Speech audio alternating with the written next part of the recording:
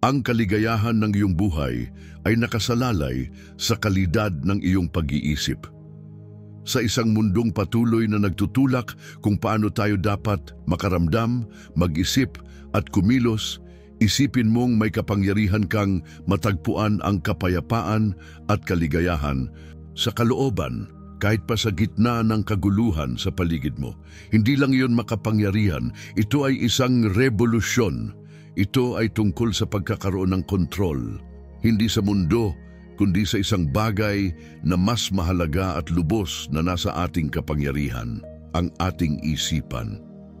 Tinuturuan tayo ng stoicism ng katatagan, pasasalamat at ang sining ng pamumuhay ng may kaganapan. Ngunit hindi lang ito isang araling pangkasaysayan. Ito ay tungkol sa iyo at sa buhay mo ngayon. Ito ay tungkol sa pagharap sa kaguluhan ng makabagong mundo nang hindi nawawala sa sarili, sa paghahanap ng katahimikan sa gitna ng unos at sa pagtuklas ng kaligayahan sa pinakasimpleng mga bagay. Ito ay tungkol sa pagbabagong anyo ng iyong umaga mula sa isang bagay na kinatatamaran mo patungo sa isang makapangyarihang panimula para sa isang araw na puno ng layunin at tuwa. Kaya kung minsan mo nang naranasang lamunin ng ingay ng buhay, nahirapan kang makahanap ng kahit sandaling kapayapaan, o kaya'y nais mo lamang malaman kung paanong ang sinaunang karunungan ay maaring maging iyong lihim na sandata sa ika-21 siglo, manatili ka. Maaaring ito ang video na tuluyang magbabago ng pananaw mo sa buhay. Tuklasin natin ang mga estratehiyang stoic na makakatulong hindi lamang para bumuo ng isang morning routine, kundi para lumikha ng isang buhay na may layunin, tibay at tunay na kaligayahan. Hinihikayat kitang ibigay ang buong atensyon mo sa video na ito mula simula hanggang dulo. Kung nandito ka na ngayon, hindi ka tulad ng karamihan, namumukod tangi ka, isang taong naghahangad ng lalim at karunungan. Ang dedikasyon mong makisangkot ng buo sa nilalamang ito ay lalong nagpapatingkad sa iyong pagkakaiba. Numero 1, hanapin ang iyong ikigay. Maaaring pakinggan itong parang isang magarbong termino, pero sa totoo lang, ito ay isang napakagandang simpleng konsepto na nagmula sa Japan. Ito ay tungkol sa pagtuklas ng punto kung saan nagtatagpo ang iyong mga hilig, kakayahan, pangangailangan ng lipunan, at kung saan ka maaaring kumita ang iyong natatanging dahilan ng pag-iral. Isipin mong paggising mo tuwing umaga, may malinaw kang layunin na nagbibigay ng sigla, isang dahilan na kahit ang ideya ng pagpindot ng snooze ay nawawalan ng saysay. Si Marcus Aurelius ay hindi lang tungkol sa pagtitiis ng mga pagsubok ng buhay ng may matatag na mukha. Malalim ang paniniwala niya na tayong lahat ay naririto upang gampanan ang ating bahagi at mag-ambag ng isang makabuluhang bagay. Hinimok niya tayong harapin ang bawat araw bilang isang pagkakataong tuparin ang ating papel ng may integridad at sigasig. Ngayon, isipin mo iyon sa konteksto ng ikigai. Hindi lang ito tungkol sa paghahanap ng bagay na mahal mo. Ito ay tungkol sa pag-aayon nito sa kung ano ang kailangan ng mundo at kung saan ka magaling. Doon nagaganap ang mahika. Pero paano mo sisimulang tuklasin ang iyong ikigai? Nagsisimula ito sa introspection. Tanungin mo ang sarili mo. Ano ang kinahihiligan ko? Saan ako magaling? Ano ang kailangan ng mundo mula sa akin? Saan ako maaaring kumita? Ayos lang kung hindi agad dumarating ang mga sagot. Ito ay isang paglalakbay, paggalugad sa iba't ibang aspeto ng iyong buhay at interes upang makita kung saan sila nagsasanga. Ang paghahanap ng ikigai ay hindi lamang basta feel-good na ehersisyo. Ito ay ang pagtatayo ng pundasyon para sa isang buhay na puno ng kahulugan at kasiyahan. Kapag iniaayon mo ang iyong mga kilos sa araw-araw sa mas malalim mong layunin, maging ang mga simpleng gawain ay nagkakaroon ng kabuluhan. Ang mga relasyon mo ay mas umuunlad dahil mas naroroon ka at tunay na nakikibahagi. Sumisibo lang iyong pagkamalikhain dahil nakaugnay ka sa tunay mong mga hilig. At ang iyong kaligayahan, mas nagiging kasama mo ito palagi kaysa isang panandaliang bisita lamang. Kaya habang iniisip mo ang pagtatakda ng alarm mo para sa bukas ng umaga, tanungin mo ang sarili mo, ano ang ikigay ko? Ano ang maaaring maging dahilan para sabik akong bumangon at simulan ng araw? Tandaan, hindi ito tungkol sa isang biglaang pagbabago. Ito ay isang proseso, isang banayad na pagbubukas. At gaya ng paalala ni Marcus Aurelius, ito ay tungkol sa paggawa ng tama araw-araw ng may dedikasyon at dangal. Ang paghahanap ng iyong ikigay ay hindi lang para sa personal na kasiyahan. Ito ay tungkol sa pagtanggap ng papel mo sa mas malaking habi ng buhay at ang pag-aambag ng natatangi mong hibla sa patuloy na umuusbong na kwento ng sangkatauhan. Pangalawa, ihanda ang iyong umaga. Ang mga sinaunang Stoic, lalo na si Marcus Aurelius, ay naniniwalang ang ating mga kilos ay dapat may layunin, hindi basta-bastang galaw na pinabayaan na lang sa agos, kundi sinadyang mga hakbang na ginagabayan ng ating panloob na kompas. Maganda ang paglalapat ng pilosopiyang ito sa kung paano tayo naghahanda para sa susunod na araw at nagsisimula ito sa gabi bago iyon. Narito ang katotohanan, ang kalidad ng iyong umaga ay nakadepende sa kung paano mo ginugol ang iyong gabi. Nakakatuksong magmarathon ng paborito mong serye hanggang madaling araw o mag-scroll sa social media hanggang sa halos hindi mo na mabasa ang screen. Pero sandali, pag-isipan mong mabuti kung paano nito naaapektuhan ang susunod mong araw. Kailangan ng utak mo ng panahon para kumalma, iproseso ang mga pangyayari ng araw at mag-recharge para sa mga hamon sa hinaharap. Dito nagiging mahalaga ang isang maayos na routine bago matulog. Isipin mong itinuturing mo ang iyong gabi ng may parehong respeto at intensyon gaya ng iba pang mahalagang bahagi ng buhay mo. Hindi ito tungkol sa mahigpit na disiplina na sumisipsip ng saya sa gabi mo. Ito ay tungkol sa paglikha ng isang espasyo na sumusuporta sa iyong kalusugan at tumutugma sa iyong mga layunin. Halimbawa, ang pagbabawas ng paggamit ng gadgets, isang oras bago matulog, ay hindi nangangahulugang ipinagkakait mo ang sarili mong pahinga. Ito ay isang senyales sa iyong isipan na panahon na para magpahinga, kaya mas madali kang makakatulog at mas magaan ang iyong paggising. Ang simpleng paggawa ng listahan ng 3 pinakamahalagang bagay para sa susunod na araw ay malaking tulong na. Nagbibigay ito sa isip mo ng malinaw na direksyon na siyang dahilan kung bakit nagigising ka na may layunin. At dito, lumiwanag ang Stoic mindset. Ito ay tungkol sa pagkilala sa mga bagay na kaya nating kontrolin at ang pagtanggap sa mga bagay na hindi natin hawak. Hindi natin kayang kontrolin ang bawat detalye ng araw natin, pero kaya nating impluwensyahan kung paano ito sisimulan. Huwag maliitin ang kapangyarihan ng ilang minutong malalim na paghinga o pagmumuni-muni upang pakalmahin ang isipan. Hindi ito basta pampalipas oras lang, isa itong makapangyarihang kasangkapan na nagsasabi sa iyong katawan na panahon na para magpahinga. Ang paglanghap ng malalim at pagbuga ng dahan-dahan ay nagpapababa ng stress, nagpapabagal ng tibok ng puso at inihahanda ang katawan mo para sa malalim at panibagong lakas na tulog. Para itong pagpindot ng reset button, tumutulong para magising kang hindi lang pisikal na recharged, kundi pati emosyonal at mental na nakasentro.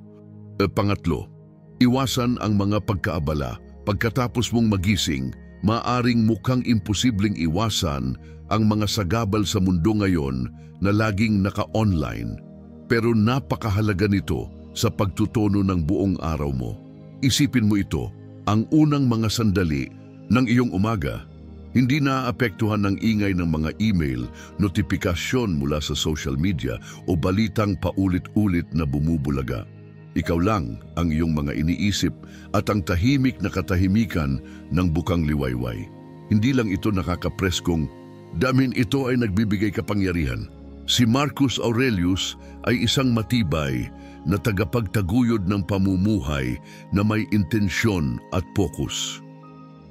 Hindi siya nagpapadala sa mga notifikasyon ng sinaunang Roma, kahit marami rin siyang kinaharap na mga responsibilidad, at sa halip, binigyang diin niya ang kahalagahan ng pagtuon sa kasalukuyang sandali at sa gawain sa harap natin.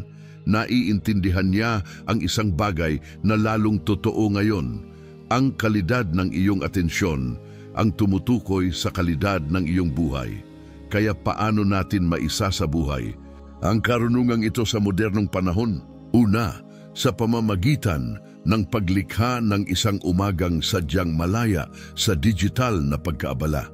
Hindi ito tungkol sa pagtanggi sa teknolohiya, kundi sa pagpili na huwag hayaan itong magdikta kung paano magsisimula ang araw mo.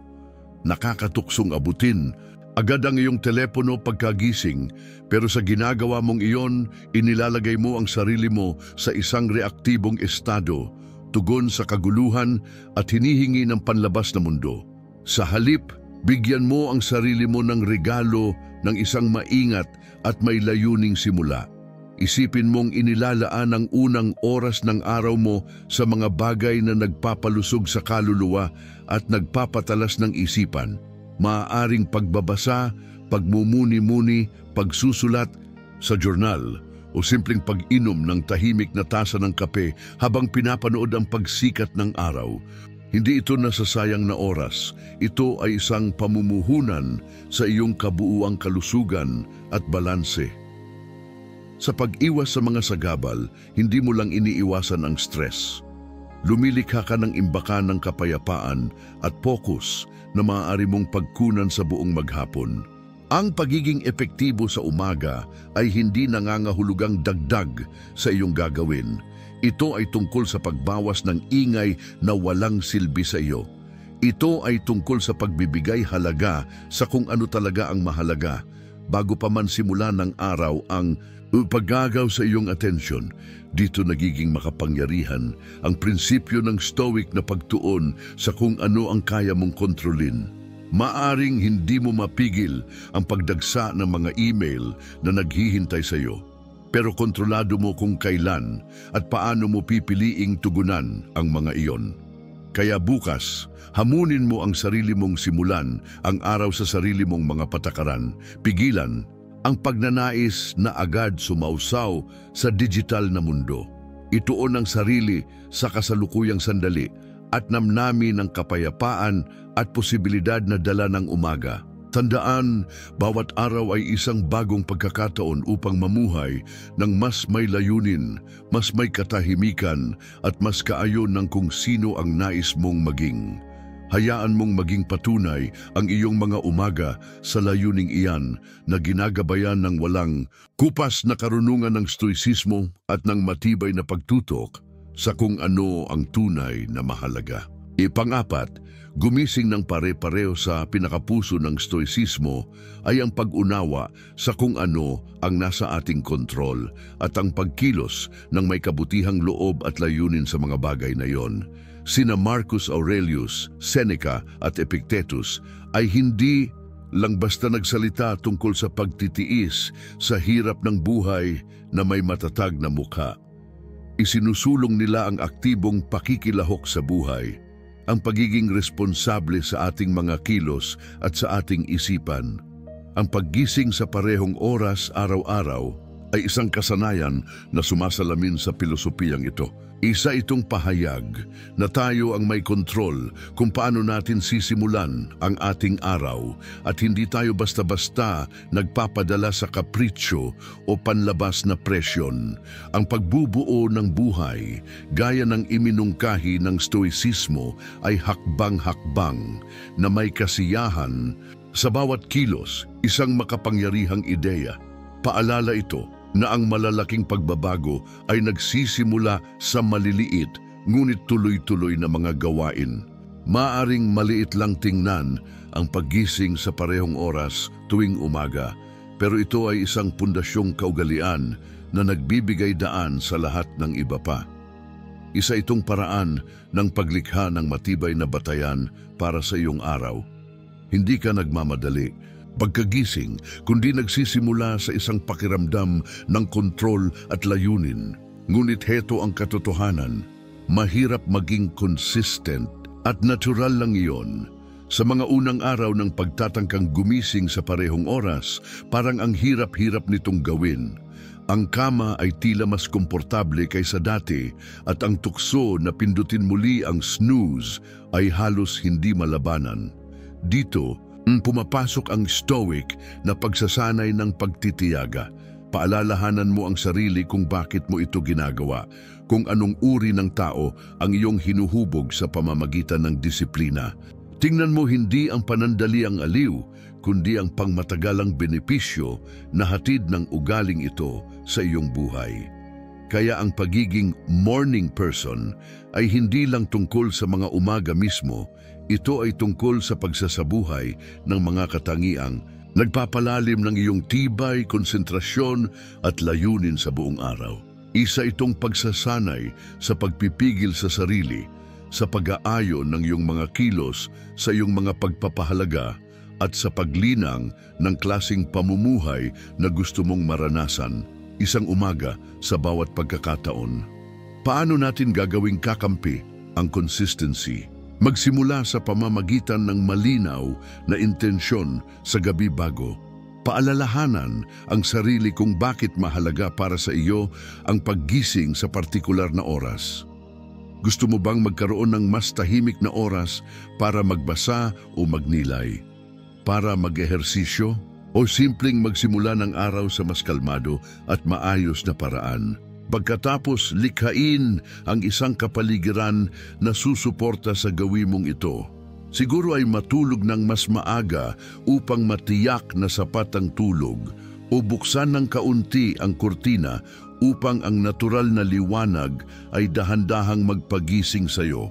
At kapag dumating ang hirap, alalahanin ang paniniwala ng mga Stoic sa kapangyarihan ng ating kalooban at ang kahalagahan ng pagkilos ayon sa ating mga prinsipyo.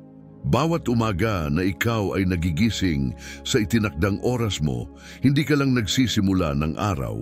Pinalalalim mo rin ang iyong pangako sa sarili, sa iyong pag-unlad at sa pamumuhay ng may layunin at saysay.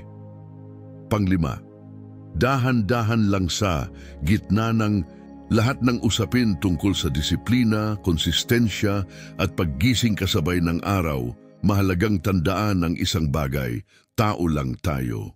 At bilang mga tao, tayo ay likas na komplikado. May mga isipang kadalasan ay mas pipiliin ang mas madali, ang landas ng agarang kasiyahan. Ito mismo ang dahilan kung bakit ang pagsisimula ng mga bagong gawi tulad ng pagbabagong anyo ng ating mga umaga ay madalas na parang isang matarik na akyatin sa simula. Pero may malalim na kalayaan sa pagtanggap ng katotohanan ito. Hindi ito kapintasan, bahagi ito ng pagiging tao.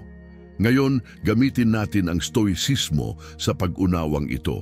Tinuturo ng stoicismo ang kahalagahan ng pagkakaroon ng habag at pangunawa sa sarili, kasabay ng diin nito sa disiplina at katatagan. Si Marcus Aurelius, sa kanyang mga personal na sulatin, ay madalas paalalahanan ang sarili na maging matiisin at mapagpatawad sa sariling mga pagkukulang. Alam niya na ang pagbatiko sa sarili sa bawat pagkakamali ay hindi ang daan patungo sa tunay na paglago. Sa halip, hinimok niya ang pagtanggap sa mga pagkukulang, pagkatuto mula rito, at pagkatapos ay ang pagbitiw sa bigat ng mga ito. Napakahalaga ng ganitong pananaw kapag sinusubukan nating buuin ang bagong morning routine o kahit anong bagong kaugalian. Sa unang mga araw o linggo, tiyak na mahirap ito.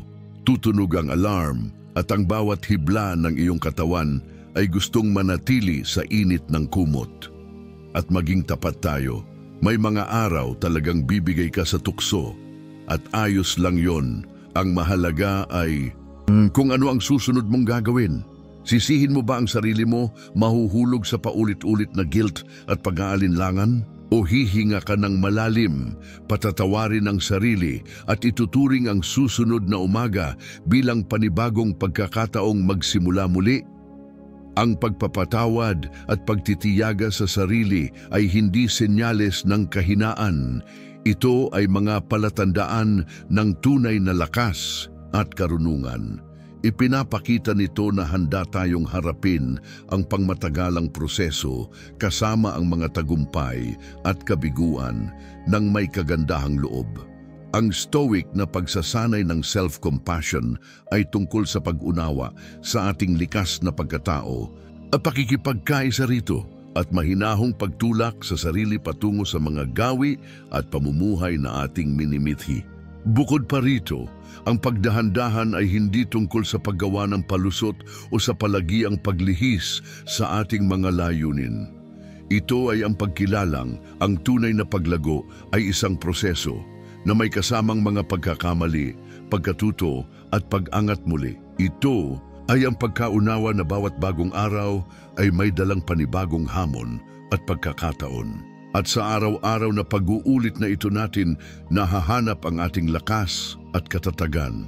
Kaya habang pinipilit mong yakapin ang maagang paggising o anumang bagong kaugalian, tandaan mong dahan-dahan lang, ipagdiwang ang maliliit na tagumpay, matuto mula sa mga pagkabigo at harapin ang bawat araw ng may pusong handang magsimulang muli. Ito ay hindi lang tungkol sa pagiging isang morning person. Ito ay tungkol sa paglinang ng kaisipang handang humarap sa mga hamon ng buhay ng may determinasyon at kabaitan. Pang-anim, sanayin ang disiplina sa maliliit na bagay. Isipin mo ang simpleng hakbang ng paglalagay ng alarm clock sa kabilang dulo ng kwarto. Hindi lang ito tungkol sa paghirap na pindutin ang snooze. Isa itong pahayag. Isa itong pangakong uumpisahan mo ang araw ayon sa iyong sariling kagustuhan, nababangon ka kahit napaka-komportable ng kama. Isa itong munting kilos ng paglaban sa katamaran at sa tukso ng aliwalas. Isang hakbang patungo sa pagsalubong sa araw na may layunin. Katulad nito, ang pag-aayos ng kama tuwing umaga ay maaaring mukhang walang saysay, lalo na kung ikaw lang naman nang makakakita nito. Ngunit higit pa ito sa pag-aayos ng kumot at pag-fluff ng unan.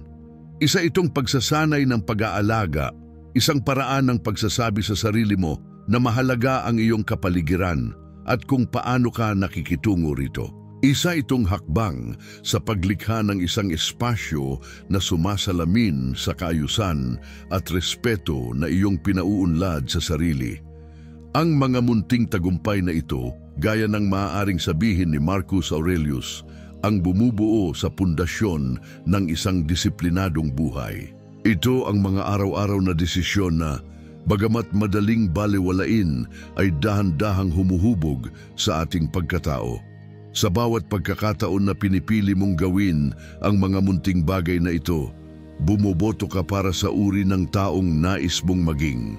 Pinipili mong maging isang taong may pagpapahalaga sa disiplina, kaayusan at respeto sa sarili at sa kapaligiran. Pero bakit nga ba tayo dapat tumuon sa maliliit na bagay? Dahil ito ang mga abot kamay ng bawat isa.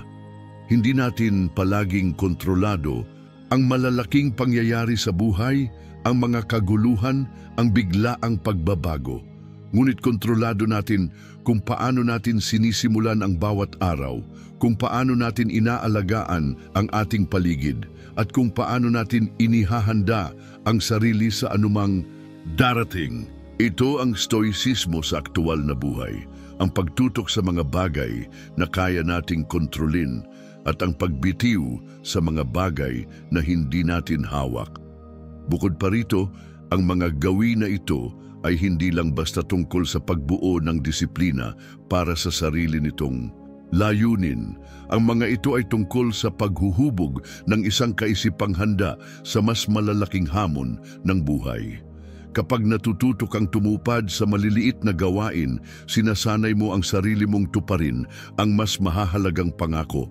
Hinahasa mo ang kakayahang manatiling matatag sa gitna ng pagsubok at harapin ang buhay ng may kalmadong isipan at kumpiyansang ugali. Mga katangiang tunay na sumasalamin sa ideal ng isang stoic. Kaya habang iniisip mo ang papel ng disiplina sa iyong buhay, magsimula ka sa maliliit na bagay.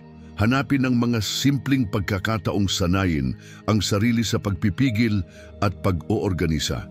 Tandaan, sa mga sandaling ito, sa katahimikan ng umaga, kung kailan pinipili mong bumangon at harapin ang araw ng may layunin, nahuhulma ang iyong pagkatao. Ang mga gawin na ito ay hindi lang basta gawaing bahay o responsibilidad. Isa silang ritual na nagbibigay ng kahulugan sa iyong araw at direksyon sa iyong buhay. Pang-7, humanap ng kasangga sa pananagutan. Simple lang ang ideya, pero malaki ang epekto. Ang pagbabahagi ng iyong mga layunin sa isang taong hindi lamang sumusuporta, kundi tumutulong din para mapanagot ka ay maaaring lubos na magpataas ng tsansa mong magtagumpay. Ginagawa nitong isang pinagsasaluhang paglalakbay ang iyong personal na pag-unlad, isang landas patungo sa mas maayos na umaga at kalaunan, isang mas makabuluhang buhay na hindi gaanong nakakatakot at mas kasiyasya. Isipin mo ang iyong accountability, partner bilang katuwang sa iyong layunin ng pagpapabuti sa sarili. Naroon siya para paalalahanan ka sa iyong mga pangako kapag napakatukso ng init ng kama sa madaling araw. Naroon din siya para palakasin ang loob mo kapag mabagal ang progreso at upang ipagdiwang ang iyong mga tagumpay gaano man kaliit ang mga ito. Ang ganitong relasyon ay dapat dalawahan. Isa itong ugnayang puno ng pagdadamayan at pag-uudyok na nakaugat sa pag-unawang tayong lahat ay nagsusumikap maging mas mabuting bersyon ng ating sarili. Ang mga Stoic, kabilang sina Marcus Aurelius, Seneca at Epictetus, ay madalas na nagbigay diin sa kahalagahan ng komunidad at ugnayan sa paghubog ng karakter at kabutihang asal. Naniniwala sila sa kapangyarihan ng karunungang pinapasapasa, sa pagkatuto mula sa isa't isa at sa lakas ng pagkakaalam na hindi ka nag-iisa sa iyong mga pagsubok. Ang paghahanap ng kasangga sa pananagutan sa panahong ito ay isang makabagong paraan ng pagsasabuhay ng sinaunang karunungang ito. Isa itong pagkilalang kahit pa ang paglalakbay patungo sa disiplina at layunin ay personal, hindi ito kailangang tahakin ng mag-isa. Bukod dito, makakatulong din ang accountability partner na makita mo ang mga bagay na maaaring hindi mo napapansin sa iyong mga gawi o pananaw, mga tahimik na puwang na maaaring pumipigil sa iyong paglago. Maaari silang magbigay ng sariwang pananaw at ideya na magpapabilis sa iyong pagunlad sa mga paraang hindi mo inaasahan. Ang ganitong partnership ay higit pa sa pagsuri kung nagising ka ba sa tamang oras o kung natapos mo ang iyong pagninilay sa umaga. Isa itong mas malalim na pakikipag-usap tungkol sa kung anong gumagana, kung ano ang hindi, at kung paano kayo parehong maaaring magtulungan upang umangkop at lumago. Paano ka makakahanap ng accountability partner? Humanap ng taong may parehong dedikasyon sa paglago at pag-unlad. Maaaring ito'y kaibigan, kapamilya, o kahit katrabaho. Ang mahalaga ay may tiwala ka sa taong iyon. Isang taong kaya mong maging tapat at bukas sa iyong mga layunin, hirap at tagumpay. Kapag nahanap mo na siya, linawin ang iyong inaasahan at uri ng suporta na kailangan mo. Magtakda ng regular na oras ng pag-uusap at siguraduhin kayo'y naroroon para sa isa't isa nagmumungkahi, nagbibigay lakas, at kung kinakailangan, mahinahong nagtutulak pabalik sa tamang landas.